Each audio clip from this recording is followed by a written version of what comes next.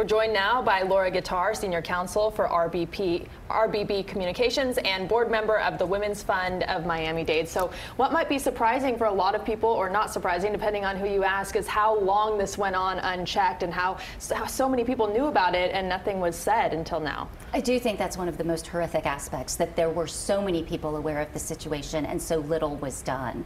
I think it does speak to the systemic nature of this and the power inequity. I mean, at the end of the day, this isn't about sex, this is about power.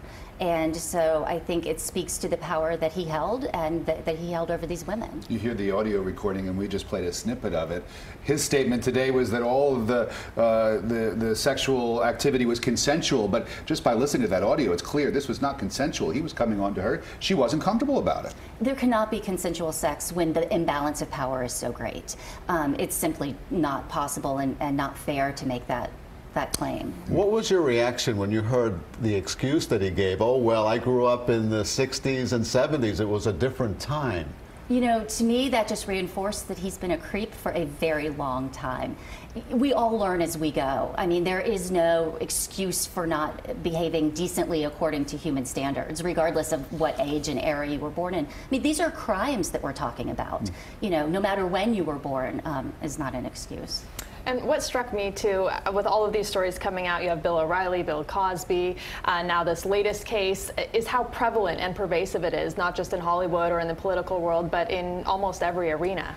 And I think that's what we don't talk about enough. These stories get a lot of attention because of the celebrity and because of the high-profile nature of the people involved. What doesn't get covered are those day-to-day stories of this occurring, you know, in everyday life for women who need their jobs very badly and may not have the option to leave or find another position. So what should, not just women, but businesses, whether they're small businesses or large businesses, what can they do to keep this kind of behavior from really permeating in the workplace?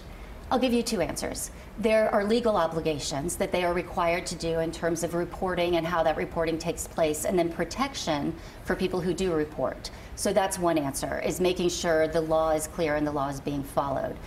In my personal opinion, the other way to handle it is to have more women in leadership positions. This doesn't happen as often when you have women sitting at the boardroom table acting as executives and making decisions that impact corporate culture. And what's your reaction to those who say, oh, these actresses are coming forward now, why didn't they come forward before?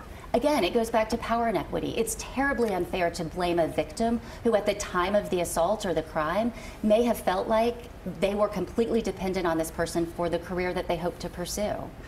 And a lot of these victims have also come out and said, you know, maybe at the time I felt like I gave the person the wrong impression, that I gave the abuser the wrong impression, that maybe I was to blame for it too, and I didn't feel right coming out and blaming, you know, the perpetrator. I think that's often the case with women. We tend to take on the responsibility of the world, including responsibility for things that we shouldn't take responsibility for, like the transgressions of someone like Weinstein. Laura Guitar is Senior Counsel for RBB Communications. She's also a board member of the Women's Fund of Miami-Dade County. Good to have you. Thanks very much for coming in. A very important subject. Yes. All right. Thank you very much.